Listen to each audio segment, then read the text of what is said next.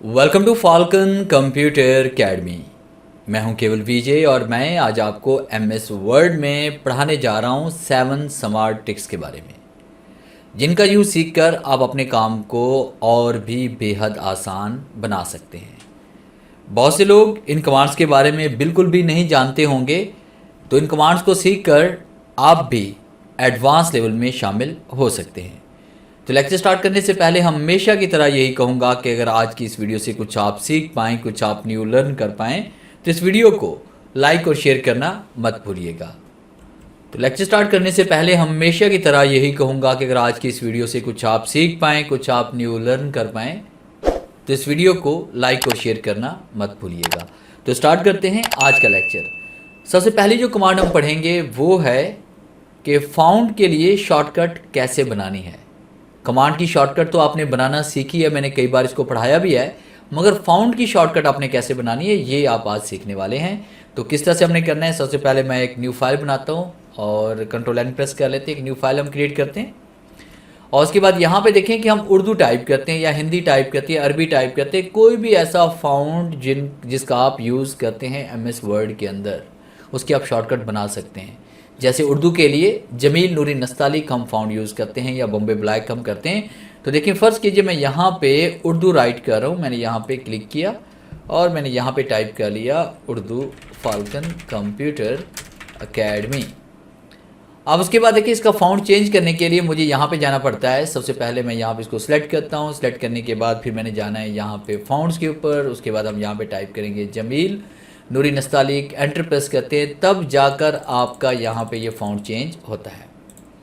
तो हम चाहते हैं कि क्यों ना हम इसको सिलेक्ट करें, सिलेक्ट करने के बाद कीबोर्ड से कोई की प्रेस करें तो इसका फाउंड जमील नूरी नस्तालिक अप्लाई हो जाए।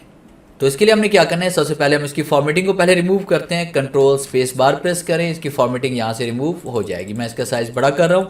अब शॉर्टकट हम बनाने वाले हैं, तो शॉर्टकट बनाने के लिए आपने क्या करना है, या तो किसी भी टैब के ऊपर राइट क्लिक करेंगे, कस्टमाइज द रिबन पे क्लिक करेंगे, या फिर आपने फाइल पे आना है और आप क्लिक करेंगे ऑप्शन पे। ऑप्शन पे क्लिक करने के बाद आपने जाना है यहाँ पे कस्टमाइज द रिबन पे आप जाएंगे। और उसके बाद कीबोर्ड शॉर्टकट, आपने कीबोर्ड शॉर्टकट में यहाँ पे आना है, कस्टमाइज पे हम क्लिक करेंगे और कैटेगरी के टैब में आकर आपने सबसे लास्ट में चले जाना है, आखिर में, और यहाँ पे हम क्लिक करेंगे फाउंड्स के ऊपर। आपके जितने भी फाउंड्स होंगे उर्दू, अरबी, फ़ारसी, हिंदी या इंग्लिश के, वो सारे यहाँ पे हैं। बस आपने याद रखना है तो फाउंड का नेम, जैसे मुझे फाउंड का नेम याद है जमील नूरी नस्तालिक, तो मैंने यहाँ पे टाइप किया जमील नूरी नस्तालिक, जमील कशीदा भी हमारे पास। यहाँ पे क्लिक करते हैं, मैंने एक ऑलरेडी पहले से प्रैक्टिस करने के लिए की बनाई हुई थी, इसको मैं यहाँ से रिमूव करता हूँ। अब यहाँ पे जमील नूरी नस्तालिक के लिए मैंने यहाँ पे एक की मैंने यहाँ पे सिलेक्ट करनी है इस फाउंड के लिए, कंट्रोल Q। फर्स्ट के मैं कंट्रोल Q की एक शॉर्ट की बना रहा हूँ और उसके बाद फिर मैंने यहाँ पे असाइन पे क्लिक किया और उसके बाद मैंने इसको कर लिया यहाँ पे क्लोज एंड ओके क्लिक करते हैं। अब आपको मैजिक दिखाते हैं कि आप इसका जमील नूरी नस्तालिक फाउंड अगर आप इस पर अप्लाई करना चाहते हैं तो आप इसको सिलेक्ट करें और सिलेक्ट करने के बाद कीबोर्ड से कंट्रोल Q प्रेस करें, तो देखें वही फाउंड आपका यहाँ पे अप्लाई हो चुका है। तो है ना ये मैजिकल कि आप अपने कम वक्त के अंदर इस तरह से आप फाउंड अप्लाई कर सकते हैं। आपको फाउंड तलाश करने की भी ज़रूरत नहीं पड़ी, डायरेक्ट आपने अपनी की प्रेस की और वो फाउंड अप्लाई हो गया। इस तरह से आप इंग्लिश का, अरबी का या हिंदी का, किसी भी लैंग्वेज का फाउंड यहाँ पे अप्लाई कर सकते हैं कीबोर्ड की मदद से। और नंबर 2 पे हम बात करेंगे कि हमने यहाँ पे लाइंस कैसे क्रिएट करनी है। अक्सर ये होता है कि जब भी हम कोई भी फॉर्म डिज़ाइन करते हैं, जैसे मैंने यहाँ पे नेम लिखा, शिफ्ट कॉलन और फिर शिफ्ट अंडरस्कोर हम टाइप करते हैं इस तरह से, फिर आप एंटर प्रेस करते हैं, फिर इसके मैंने यहाँ पे क्लास टाइप किया, फिर इसके बाद शिफ्ट कॉलन और अंडरस्कोर हम टाइप कर लेते हैं। तो इस तरह से काफ़ी टाइम वेस्ट होता है। तो हम चाहते हैं कि यही काम हम कीबोर्ड की मदद से कर लें, वो भी चंद एक सेकंड में। तो इसके लिए आपने क्या करना है, सबसे पहले यहाँ पे डाटा हम राइट करते हैं, जिस तरह मैंने यहाँ पे नेम लिखा, शिफ्ट कॉलन टाइप करते हैं, फिर इसके बाद आप क्लास लिखें, शिफ्ट कॉलन और एंटर प्रेस करें, फिर इसके बाद आप यहाँ पे टाइप करते हैं roll number, shift colon enter करते हैं और आप टाइप कर लेते हैं यहाँ पे सब्जेक्ट, शिफ्ट कॉलन और एंटर प्रेस करते हैं। अब उसके बाद आपने क्या किया, इसी डाटा को आपने सेलेक्ट करना है। डाटा को सिलेक्ट करने के बाद आपने इसके ऊपर राइट क्लिक करना है और फिर हम क्लिक करेंगे इसमें पैराग्राफ पे। पैराग्राफ पे क्लिक करने के बाद आपके सामने पैराग्राफ का ये डायलॉग बॉक्स ओपन होगा और आप नीचे लास्ट में जो कमांड इसमें आ रही है टैब्स पे आप क्लिक करेंगे और टैब्स पे जैसे आप क्लिक करेंगे आपके सामने टैब्स का ये डायलॉग बॉक्स ओपन होगा। तो यहाँ पे आप देखें टैब स्टॉप पोजीशन इसमें आ रही है। यहाँ पे आपने इंचेस में दर्ज करना है कि आप कितने फासले पे आप लाइन को इंसर्ट करना चाहते हैं। जैसे मैं चाहता हूँ यहाँ पे 6 इंच के फासले पे मैं लाइन को इंसर्ट करना चाहता हूँ, तो आपने इसको क्या करना है, सेट पे क्लिक करना है ताकि यहाँ पे एडजस्ट हो जाए। फिर इसके बाद हम यहाँ पे क्लिक करेंगे इसमें लाइन पे, ठीक है। लाइन पे क्लिक करने के बाद आपने क्या करना है, इसको ओके पे क्लिक करना है। अब जैसे हम ओके पे क्लिक करेंगे कमांड अप्लाई हो चुकी है। अब आपने लास्ट में क्लिक करना है यहाँ पे नेम के, और एक बार कीबोर्ड से टैब का इस्तेमाल करेंगे तो देखिए आपके पास लाइन इंसर्ट हो चुकी है। यहाँ आप क्लिक करते हैं, टैब यूज़ करें, क्लिक करें, टैब यूज़ करें, क्लिक करें और टैब का यूज़ करें। देखिए चंद एक सेकंड्स के अंदर हम यहाँ पे लाइंस परफेक्टली इंसर्ट कर सकते हैं। और नंबर 3 पे हम बात करेंगे कि हम MS वर्ड के अंदर कैलकुलेशन किस तरह से करेंगे। जैसे कि हम सम करना चाहते हैं, ज़रब करना चाहते हैं, तकसीम करना चाहते हैं, माइनस करना चाहते हैं, या इन 3-4 फंक्शंस को एक साथ हम यूज़ करना चाहते हैं, तो उसके लिए आपने क्या करना है, कीबोर्ड से Ctrl F9 प्रेस करना है। इज़ इक्वल टू राइट करेंगे और हम यहाँ पे चाहते हैं, जैसे फ़र्ज़ कीजिए कि मैं यहाँ पे राइट कर रहा हूँ, तो अब देखें फ़र्ज़ कि मैं यहाँ पे राइट कर रहा हूँ, फ़र्ज़ कि 800 को मैं मल्टीप्लाई करना चाहता हूँ 50 के साथ, और उसमें माइनस करना चाहता हूँ इसमें 300। अब उसके बाद इसका आंसर हम लाना चाहते हैं, तो इसी के ऊपर आपने राइट क्लिक करना है और उसके बाद आपने अपडेट फील्ड पे क्लिक करना है। तो देखिए आपके पास यहाँ पे आंसर आ चुका है। तो इस तरह से आप यहाँ पे कैलकुलेशन भी कर सकते हैं एक्सेल के बगैर भी। और नंबर 4 पे हम बात करेंगे कि अगर आप सिंगल कलर का बैकग्राउंड रिमूव करना चाहते हैं, जिस तरह बाज़ दफ़ा कोई वेक्टर ग्राफिक्स आप यहाँ पे डाउनलोड कर लेते हैं, सिंगल कलर का कोई बैकग्राउंड आपके पास है, उसको एक ही क्लिक से अगर आप रिमूव करना चाहते हैं, तो उसके लिए हम यहाँ पे एक बेहतरीन जो है वो की इस्तेमाल करने वाले हैं पिक्चर्स के ज़रिए। तो आपने सबसे पहले इंसर्ट पे आना है, फिर उसके बाद आपने यहाँ पे एक शेप इंसर्ट कर लेते हैं ताकि मैं आपको उसका बैकग्राउंड दिखा सकूँ कि वाकई इसके ऊपर बैकग्राउंड भी अप्लाई है हमारे पास वाइट कलर का। तो यहाँ मैं इसको स्केयर कर लेता हूँ। स्केयर करने के बाद मैंने यहाँ पे इसमें एनीवन कोई भी कलर फिल किया। फिर उसके बाद हम यहाँ पे इसमें आते हैं इंसर्ट के ऊपर और पिक्चर पे आते हैं, दिस डिवाइस पे आते हैं। फिर इसके बाद मैं यहाँ पे क्लिक करता हूँ, एक इमेज मैंने डाउनलोड की हुई है, इसे इंसर्ट करते हैं और उसके बाद फिर हमने इसे कर लिया स्केयर और उसके बाद हम इसको कर लेते हैं रिसाइज। रिसाइज करने के बाद मैं इसके ऊपर यहाँ पे इसको एडजस्ट कर रहा हूँ।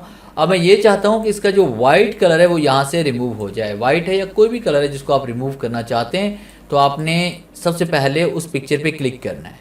फिर उसके बाद आपने ऊपर पिक्चर फॉर्मेट टैब पे आप क्लिक करेंगे और उसके बाद आपने कलर्स पे आना है। कलर्स पे आने के बाद यहाँ पे हम क्लिक करेंगे इसमें सेट ट्रांसपेरेंट कलर पे। आप यहाँ पे क्लिक करें और जिस कलर को रिमूव करना चाहते हैं उसी के ऊपर आप क्लिक करेंगे, तो देखिए ये आपके पास कलर यहाँ से रिमूव हो चुका है। तो इस तरह से हम किसी भी सिंगल कलर के बैकग्राउंड को यहाँ से रिमूव कर सकते हैं।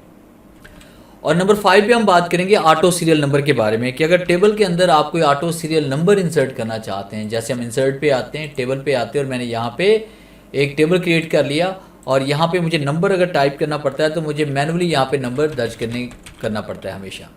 तो अब मैं ये चाहता हूँ कि जब यहाँ पे किसी भी एक कॉलम को अगर हम डिलीट करें, यानी हम यहाँ पे क्लिक करते हैं, क्लिक करने के बाद लेआउट पे आते हैं, डिलीट पे आते हैं, डिलीट पे आने के बाद हम रो पे क्लिक करते हैं, तो ये देखें जैसे आपकी रो डिलीट होगी, नंबर डिलीट हुआ, तो यहाँ पे 1, 2 और 3 की बजाय यहाँ पे 4 लिखा आ रहा है।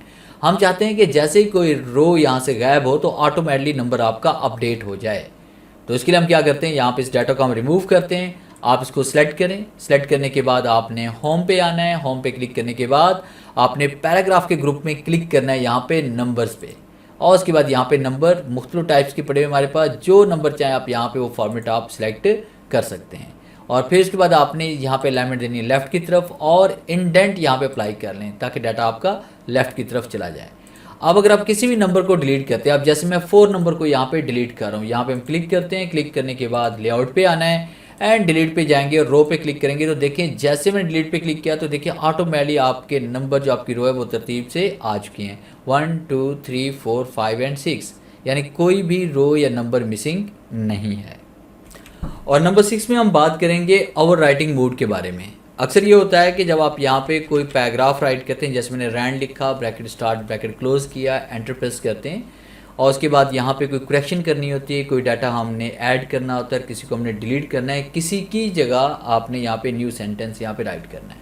जैसे मैं चाहता हूँ कि यहाँ पे मैं वीडियो प्रोवाइडर्स और पावरफुल वे की जगह मैं फाल्कन कंप्यूटर अकेडमी लिखना चाहता हूँ, और जैसे मैं यहाँ पे राइट करना स्टार्ट करूँ तो ये ऊपर वाला जो हमारे पास जो आगे वाले जितने भी लेटर्स हैं, जितने वर्ड्स हैं, वो ऑटोमेटिकली रिमूव होते जाएँ। तो इसके लिए हमने क्या करना है, सबसे पहले कमांड को हमें एक्टिव करना पड़ेगा। फाइल पे जाएंगे, आपने ऑप्शन पे जाना है। ऑप्शन पे जाने के बाद एडवांस पे आप जाएंगे और उसके बाद आपने यहाँ पे ये जो कमांड आपको नज़र आ रही है, use the insert key to control over type mode, इस कमांड को आपने ऑन करना है क्लिक करके और फिर ओके पे क्लिक करेंगे। फिर इसके बाद कीबोर्ड से आपने इंसर्ट का बटन भी साथ में प्रेस करना है। और उसके बाद जैसे हम यहाँ पे टाइप करेंगे, जैसे मैंने यहाँ पे लिखा, गौर कीजिए कि जैसे मैंने यहाँ पे टाइप किया फाल्कन, तो आगे देखिए कि हमारे पास जितने भी लेटर्स हैं वो ऑटोमेटिकली रिमूव हो रहे हैं। तो इस तरह से करके देखिए हम यहाँ पे जो भी लेटर टाइप कर रहे हैं वो ऑटोमेटिकली आपके यहाँ पे रिमूव हो रहे हैं। अगर आप इसको ऑफ करना चाहते हैं तो इंसर्ट बटन दोबारा प्रेस करेंगे तो ये कमांड आपकी ऑफ भी हो जाएगी और इस कमांड को वहाँ से हम दोबारा डिसेबल भी कर सकते हैं फाइल और ऑप्शन में जाकर। और नंबर 7 पे हम बात करेंगे कि हम किस तरह से वर्ड्स को अंडरलाइन कर सकते हैं। सिर्फ वर्ड्स को, लाइन को नहीं। जैसे हम यहाँ पे इस डाटा को सिलेक्ट करते हैं और अंडरलाइन पे क्लिक करते हैं या कंट्रोल यू प्रेस करते हैं तो ये पूरी लाइन अंडरलाइन हो जाती है। तो हम अंडरलाइन लाइन को नहीं करना चाहते, सिर्फ वर्ड्स को करना चाहते हैं।